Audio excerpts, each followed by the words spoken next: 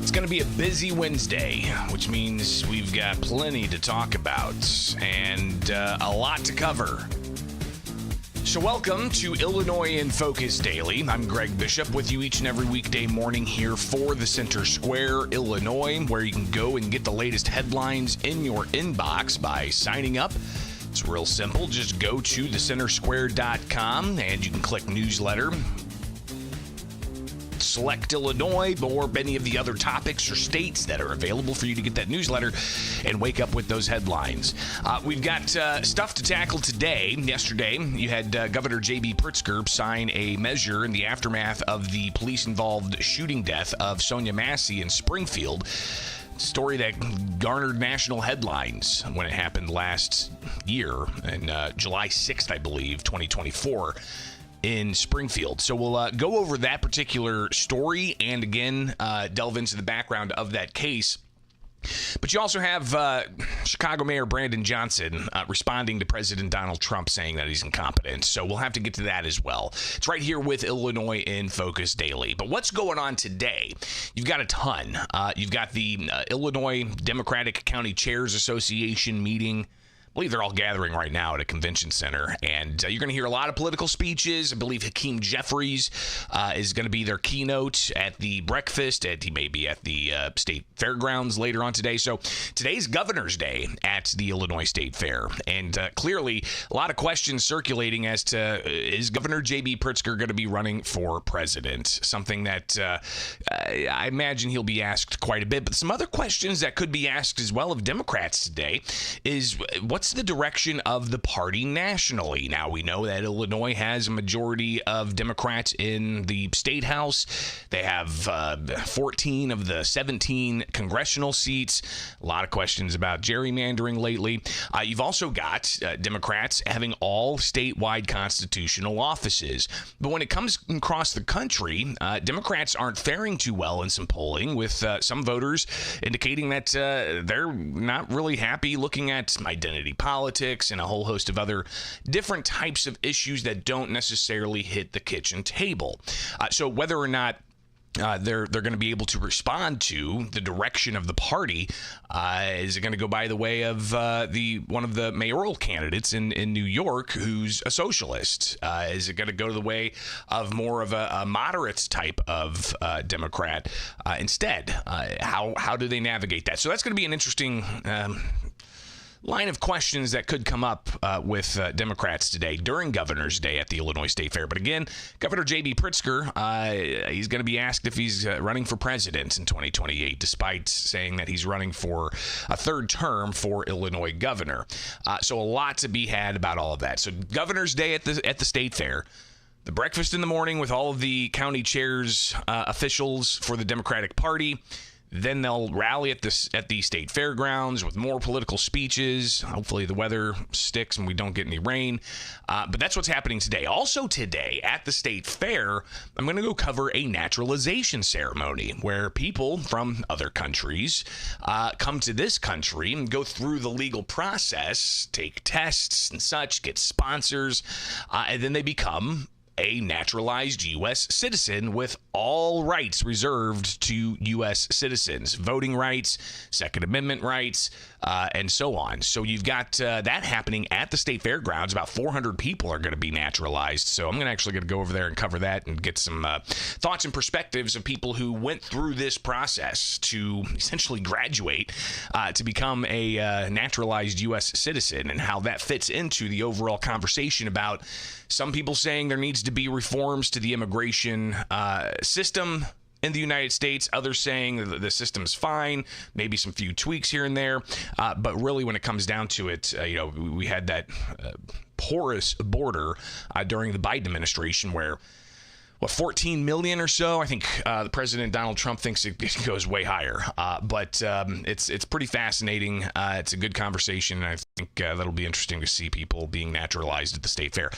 Tomorrow, Thursday, more political stuff at the state fair with Republicans taking on the state fair stage.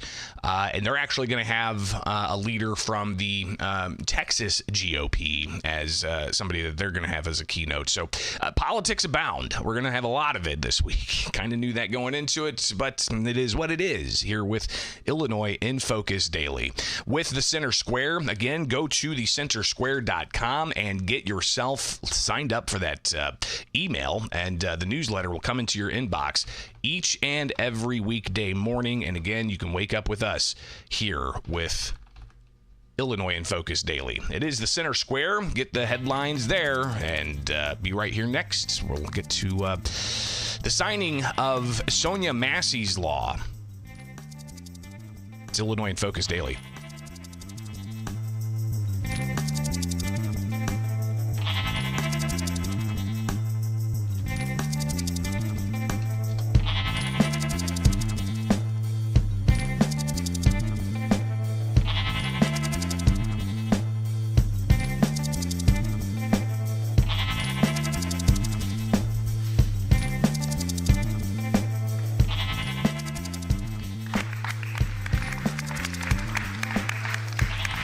Governor J.B. Pritzker signing Sonia Massey's law, a measure that requires police agencies with a prospective recruit to actually go out and get the full employment history of that applicant.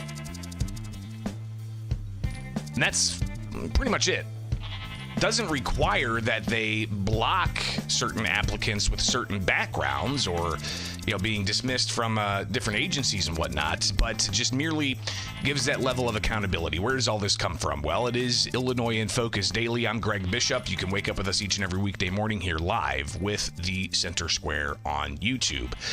But tragic story. A young woman in Springfield, Illinois, calls police for a suspected prowler. 2 sheriff's deputies show up. It's early in the morning, and it ends with the 2 sheriff's deputies walking out after one of them ended up pulling their firearm and shooting Sonia Massey, killing her. That law enforcement officer no longer in that capacity and is instead facing murder charges and being held in jail pending trial. Sean Grayson is his name, and he obviously is a major focus of this story because of his employment history that was brought out. And you have this all culminating in legislation that passed during spring session at the State House and Governor J.B. Pritzker signed yesterday called Sonia Massey's bill. And it essentially says that a law enforcement agency that has a potential applicant to become a law enforcement officer, that law enforcement agency needs to go and get the full employment history of that prospect before a job offer can be made. And again, that's because Sean Grayson apparently had a very checkered past. Let's hear from State Senator Doris Turner for Springfield. She says that this wasn't just something impacting her constituents in Springfield, but the Massey family are very close friends of Senator Doris Turner. Today is a very emotional day for me for a lot of different reasons. And I will tell you unequivocally, in my 25 years of elected office, this is the least political thing I have ever done, but it's the most important thing I have ever done. So Turner talking about how this isn't political, and I think that when you see the votes on this bill, you'll see that it's passed overwhelmingly. There were some that voted against it. For instance, in the Illinois House, you had some law enforcement officers who are state representatives voting against it. One of them told me yesterday that they felt it was redundant because law enforcement agencies already do this. But again, it gets to a certain question we'll hear State Senator Doris Turner address as, does this actually prohibit certain people from being hired? Or is it merely just, here's some more paperwork that the police agency has to do to get that full employment history, and that's it? It doesn't say that if so-and-so is bounced around from law enforcement agency to law enforcement agency 6 times in 5 years, you can't hire them. No, it just merely says you have to get the full employment history. Let's let Senator Turner explain that. I believe that Senate Bill 1953 goes a long way to prevent individuals with backgrounds such as Sean Grayson's from ever becoming associated with law enforcement. It requires law enforcement agencies to conduct a more comprehensive review of a prospective officer's past employment to ensure his or her physical and psychological fitness for duty as a police officer before making an offer of employment. If that would have happened with Sean Grayson, Sonia would still be here with us today. Additionally, to ensure the highest degree of integrity and professionalism in the hiring processes of sheriff's deputies and other personnel, the legislation expands the creation of sheriff's merits boards and sheriff's merit commissions for counties with a population of at least 75,000. So Turner talked about the bill, the various components of it before the governor signed it, and Sonia Massey's mother, Donna, also addressed the gathering press there in the governor's ceremonial office. I just want to say thank you to Governor Pritzker, Senator Doris Turner, Ben Crump, all the lawyers and the support and everybody in this room, actually. Thank you for your support, and God bless you. And Turner said that the family didn't care about money. They didn't care about, attention. They just wanted justice for their daughter. And again, Sean Grayson, he's facing murder and other charges, and that trial is going to be a lot of national headlines. I think the media is trying to get cameras in the courtroom there, but clearly it's something that is going to garner a lot of attention. Sonia's son Malachi also there yesterday, addressing the members of the press. I just want to say that I miss my mom every single day, like every day. And it hurts that she's not here with me, but I am very happy that we can also get a bill put in her name, and her name can live on for forever, like ever. You got to think just the tragic circumstances that family's undergone, and then compounding on top of that, the incredible national attention on this story. But one of the questions that I had to ask was, does this do anything further than just request and require that prospective law enforcement officers hand over their full employment history so that it could be reviewed thoroughly? Is that it, or can they go and, is the law saying, hey, you cannot hire this person? And this is a really good question. Leader Buckner had it before, and I will echo what he said at that time. We can't tell people who to hire and who not to hire. We can provide them with all of the relevant information, and if they choose to go outside of that, we can't dictate that. Yes, exactly. Because a big part of this legislation is accountability, for its law enforcement being accountable for the officers that they put out on the streets to do that policing. If you look back, and not to prolong things, but if you look back at what was uncovered in Sean Grayson's history, he was at, I believe, 6 agencies within 5 years. He should have been fired from the very first one and put on a do not hire list. But it was one of those things where I believe they were just trying to get rid of him and move him along to the next place so he would be someone else's problem. And again, Grayson was hired by Sangamon County Sheriff Jack Campbell.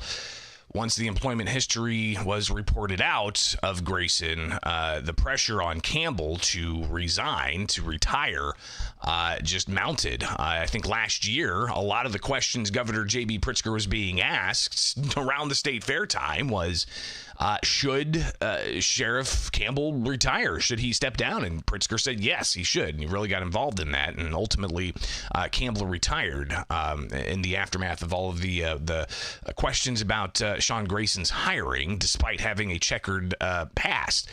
Here is some of the debate that happened on the House floor before Sonia Massey's law passed, and this comes from Dennis Tipsord. He's a state representative, but also a member of law enforcement, and he said that there's some things within this law that might be seen as kind of loopholes. Number one, the one we addressed, obviously, about this doesn't require a police agency to not hire somebody.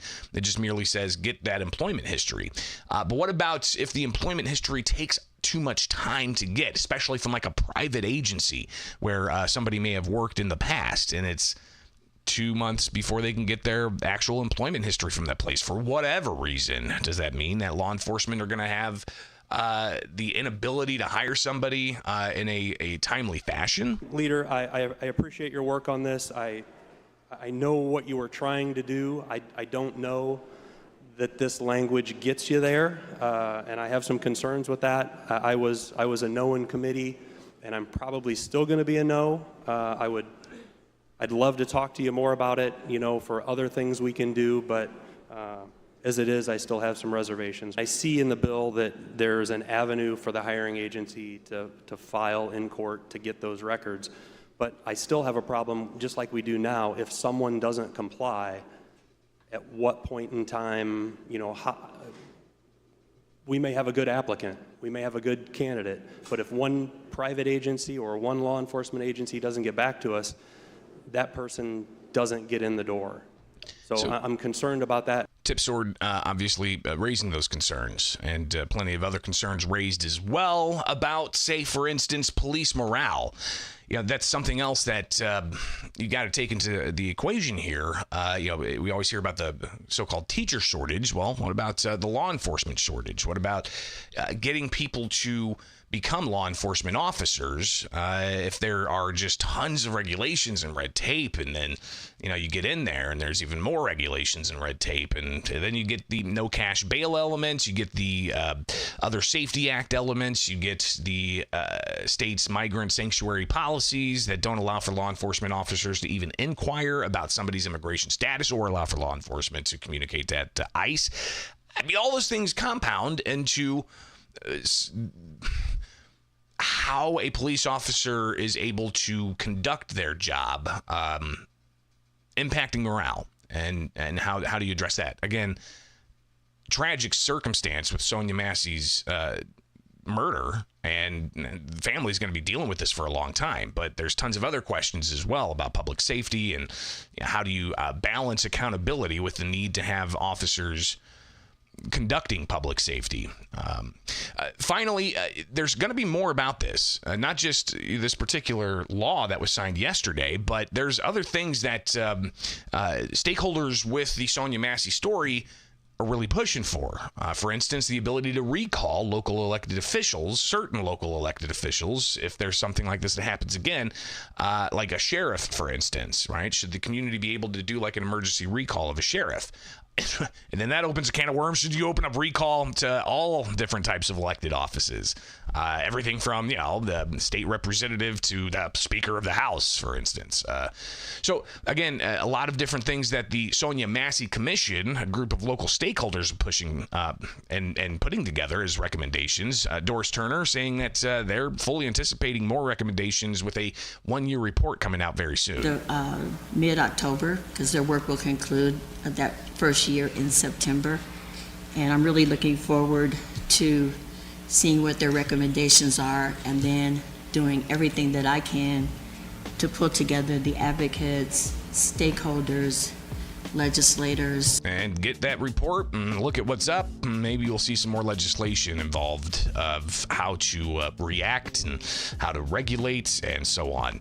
It's Illinois in Focus Daily. I'm Greg Bishop. Be sure to wake up with us here with Illinois in Focus Daily and The Center Square, only on YouTube.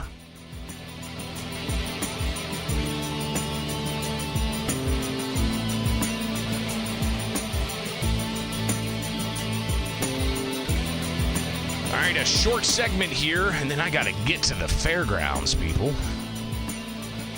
So let's do it.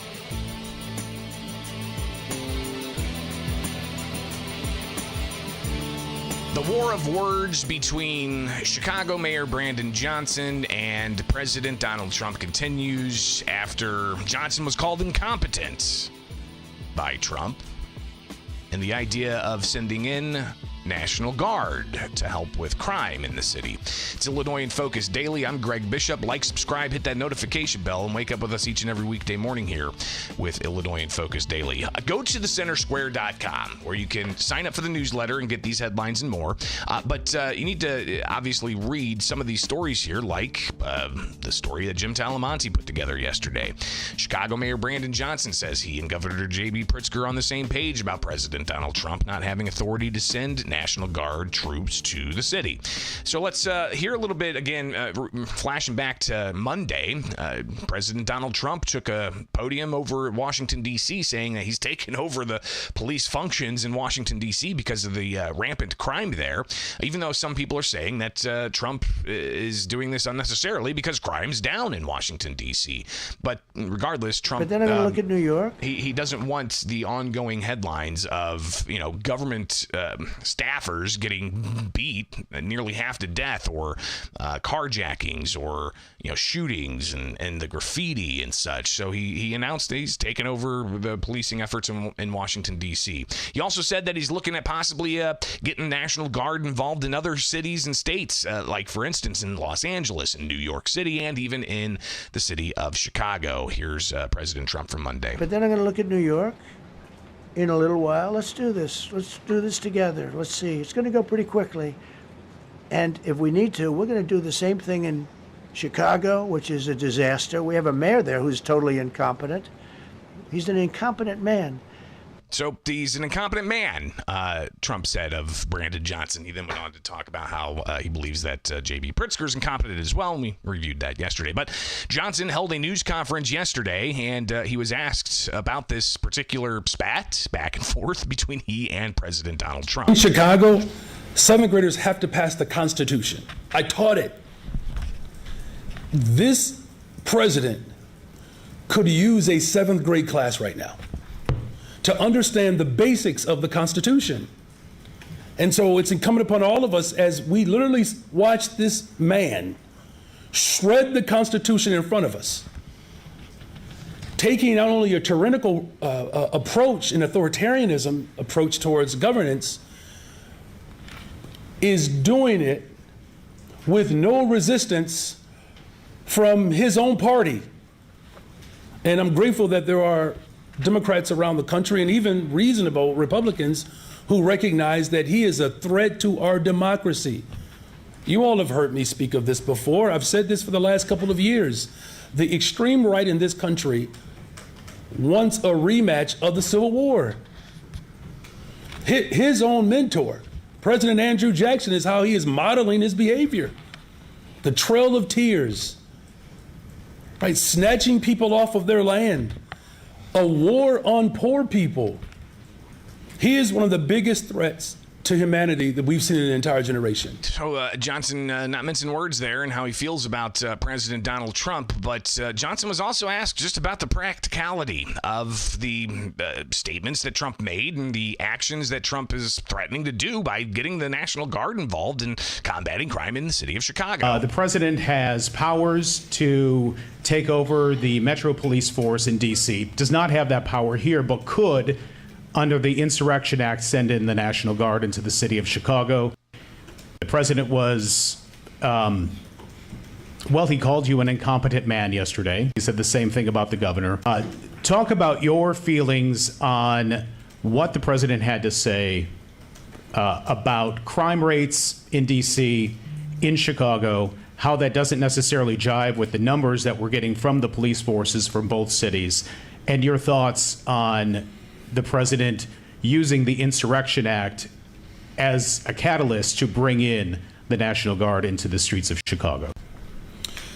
Well, it's clear that the President of the United States of America is very much interested in insurrections.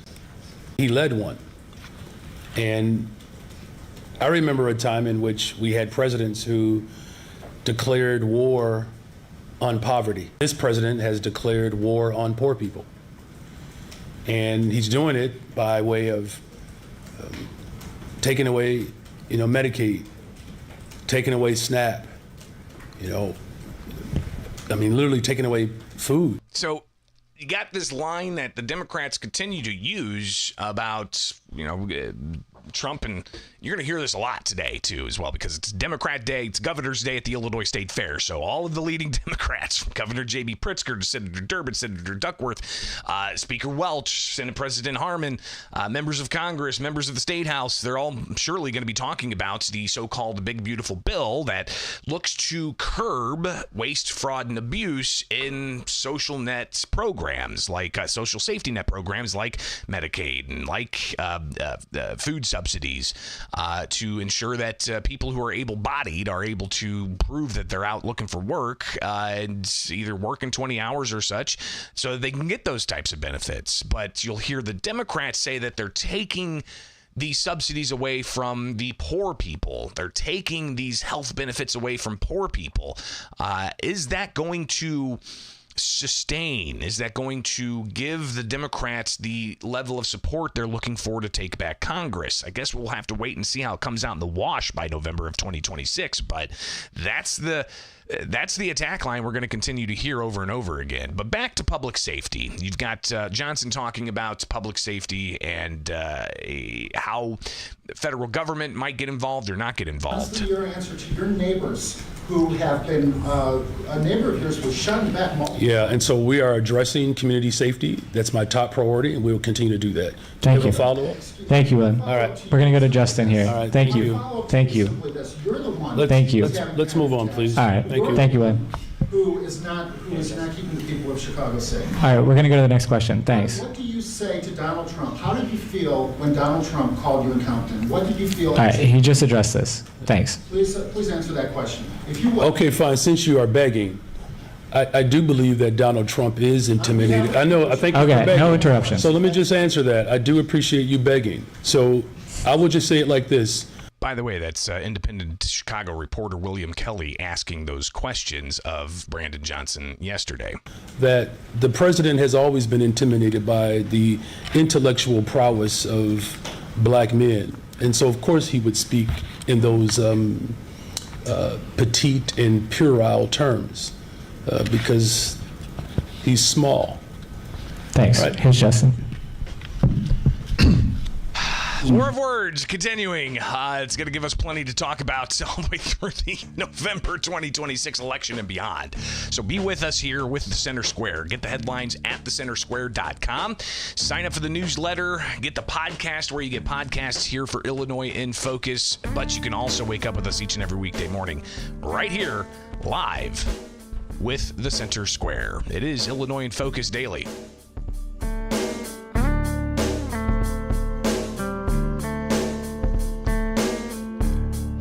All right, looking at the forecast, looks like it's going to be milder than it has been, which is good because I don't feel like going outside and being in a hot, gross swimming pool that is, central Illinois humidity. But it's going to be a busy day today, meaning we're going to have tons to talk about tomorrow. So join us. Obviously, tons of state fair, Democrat Governor Day speeches. We'll have all of that, and then we'll have, obviously, the naturalization ceremony and some other things popping off as well. So plenty to tackle here with Illinois in Focus Daily. I'm Greg Bishop, editor of the Center Square, Illinois. We'll see you back here tomorrow for more Illinois in Focus Daily.